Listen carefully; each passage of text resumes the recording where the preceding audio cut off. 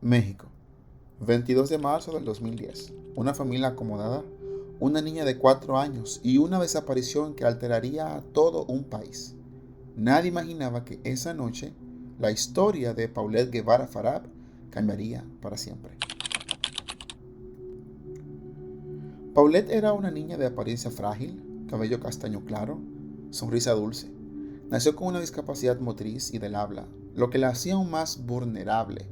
Era hija de Mauricio Guevara y Lisette Farab, miembros de una familia de clase alta en la zona de Interlomas, una exclusiva área de Yusculicán, Estado de México.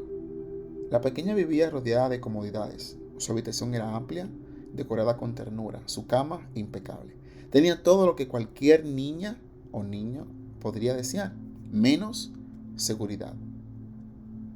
El 22 de marzo, Paulette fue puesta a dormir como cualquier otra noche. Su madre asegura que la arropó, le dio un beso y salió de la habitación. Al día siguiente, Paulette ya no estaba. Comenzó una desesperada búsqueda. La familia denunció su desaparición. Se activaron las alertas, volantes, medios. La historia se volvió viral. Todos querían encontrar a Paulette. Pero nada tenía sentido. No hubo señales de ingreso forzado. No había testigos. Las cámaras no mostraban nada. Y por alguna razón, los propios testimonios de la familia empezaban a levantar sospechas. Y nos preguntábamos, ¿cómo puede desaparecer una niña sin dejar rastro alguno? ¿Por qué los relatos de la madre y del padre empezaban a contradecirse? ¿Qué estaba ocurriendo realmente dentro de ese lujoso departamento en Interlomas? Pero lo que nadie sabía es que la respuesta siempre estuvo allí, justo en el lugar más evidente, pero nadie la vio o nadie quiso verla. 23 de marzo del 2010. Son las 8 de la mañana. La niñera entra a la habitación de Paulette, como cada día, para despertarla y alistarla para la escuela, pero la cama está vacía, las cobijas intactas y ningún rastro. Paulette había desaparecido, sin dejar una sola pista. La madre, Lisette Farab, llama a su esposo, Mauricio Guevara, que estaba de viaje. Llama a familiares, a las amigas, a los vecinos, pero Paulette no está en casa de nadie. Al cabo de unas horas, se contacta a las autoridades. Se levanta una denuncia por desaparición de menor. El caso empieza a captar la atención pública, sobre todo por tratarse de una familia influyente y por la singular vulnerabilidad de la niña. La familia distribuye volantes, se activa en las redes sociales, comienzan a salir en televisión. Lisette Farah da entrevistas, pide ayuda, llora, suplica, ayúdeme a encontrar a mi hija. Pero algo empezaba a sonar extraño. Las cámaras de seguridad del edificio no registraban la salida de nadie. No había signos de violencia, ninguna ventana rota, ninguna puerta forzada. Y más inquietante aún, las entrevistas de los padres comenzaron a mostrar inconsistencias, cambios sutiles en la narrativa, momentos de contradicción, miradas esquivas. En los medios de comunicación, Lisette exclamaba que la dejó acostada como siempre, que no había pasado absolutamente nada, que no entendía lo que estaba pasando. Sin embargo, Mauricio decía que la vio ese domingo, antes de irse de viaje. Decía que la vio bien y que estaba normal. Pero los expertos en lenguaje corporal, los analistas forenses y los ciudadanos atentos empezaban a levantar la ceja y se preguntaban, ¿estaban diciendo toda la verdad? Y lo más perturbador es que mientras toda la nación buscaba a Paulette, su cuerpecito ya yacía justo allí, donde todos la habían visto, donde nadie pensó mirar, o tal vez sí miraron. Con cada hora que pasaba, el caso Paulette se convertía en un fenómeno mediático. Las cámaras estaban frente al edificio día y noche. Reporteros, expertos, psicólogos, todos tenían teorías, pero nadie tenía respuestas. Y entonces empezaron las dudas, las inconsistencias, las contradicciones en los testimonios de la madre y del padre. Lo que dijeron el primer día no coincidía con lo que decían 3 días después. Lisette Farab, la madre de Paulette, decía que la niñera la vio por última vez, pero a contraparte de eso, la niñera decía que no la vio. Y nos preguntamos, ¿cómo es posible que nadie la haya visto salir?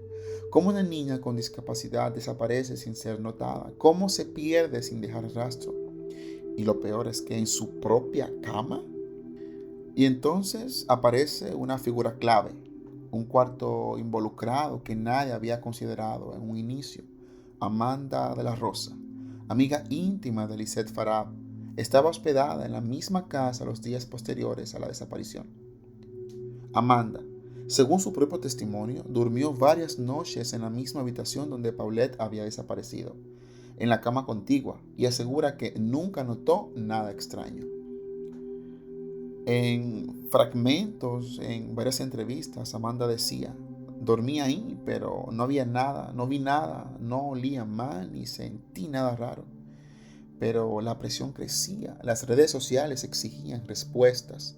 La Fiscalía del Estado de México, encabezada por el procurador Alberto Vaz Vaz, empezó a revisar los testimonios con lupa.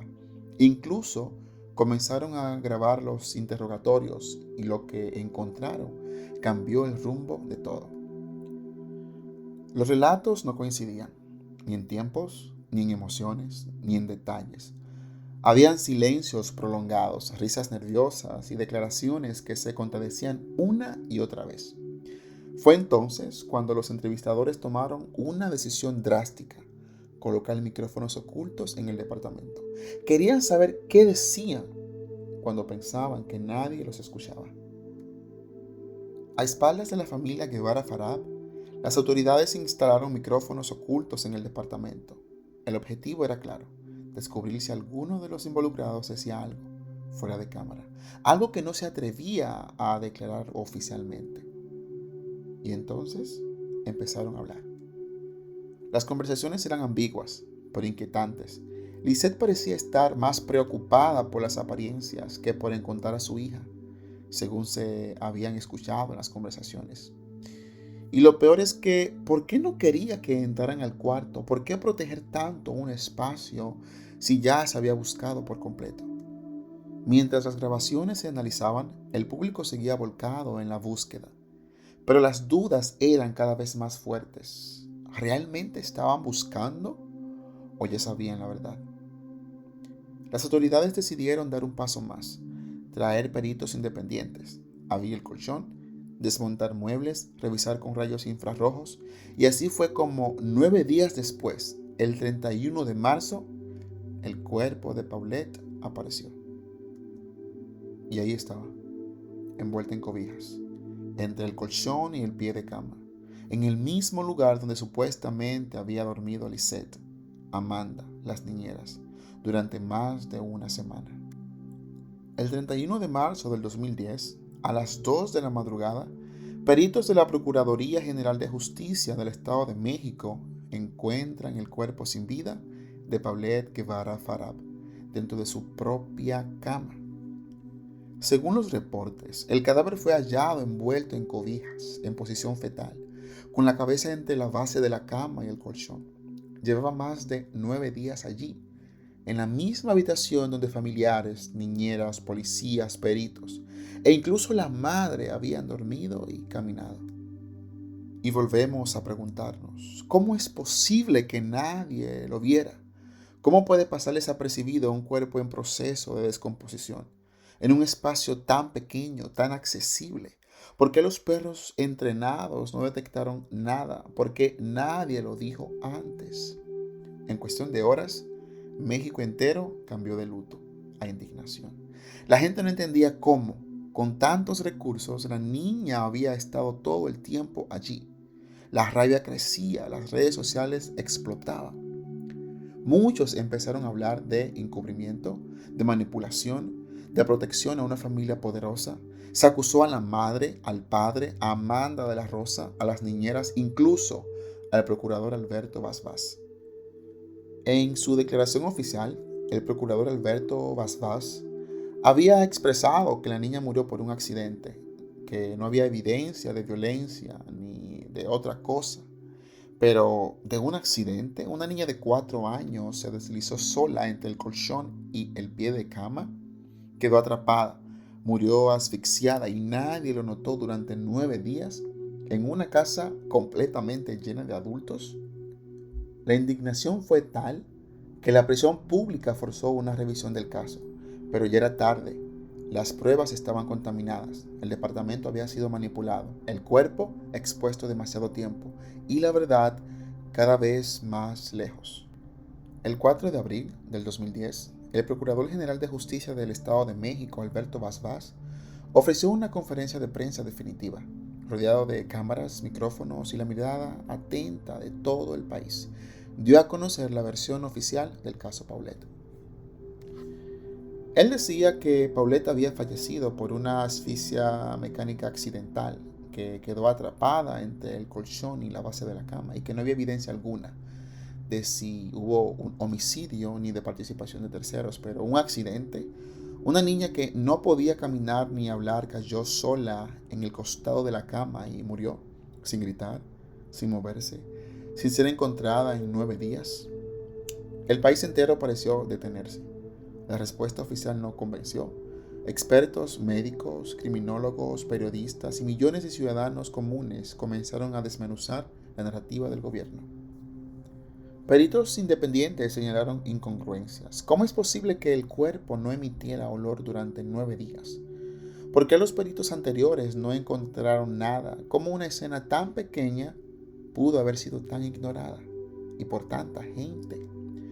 La pequeña Paulette, en medio de todo, ya no era una niña.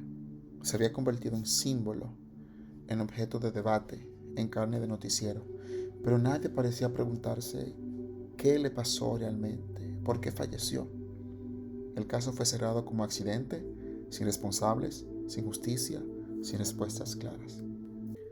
La verdad es que nunca se sabrá con certeza qué le pasó a Paulette, por qué la escena fue contaminada, por qué los testimonios fueron contradictorios y por qué las instituciones, en lugar de investigar a fondo, parecieron querer cerrar el caso lo antes posible. Y mientras los padres se alejaban, se divorciaban y se culpaban mutuamente, la niña quedó sola, silenciosa, envuelta en un velo de dudas que nadie ha podido despejar. A más de una década del caso Paulette, las heridas siguen abiertas. La historia de una niña que apareció muerta en su cama, en medio del silencio, las contradicciones y el escándalo, dejó una marca profunda en la sociedad mexicana. Fue el primer caso viral de México. La desaparición de Paulette era tendencia en Twitter, en blogs y en YouTube. Cada nueva declaración se analizaba, cada gesto, cada palabra, cada video se estudiaba como parte de una telenovela trágica y real. El caso Paulette no fue solo una tragedia personal, fue un espejo brutal de la justicia mexicana. Mostró la falta de protocolos, la politización de la verdad, el manejo torpe de la escena del crimen y cómo el privilegio puede distorsionar la realidad. Paulette se convirtió en un símbolo de inocencia rota, de preguntas sin respuestas, de una verdad que quizás nunca conoceremos. Paulette Guevara Farab, el silencio que estremeció a todo un país.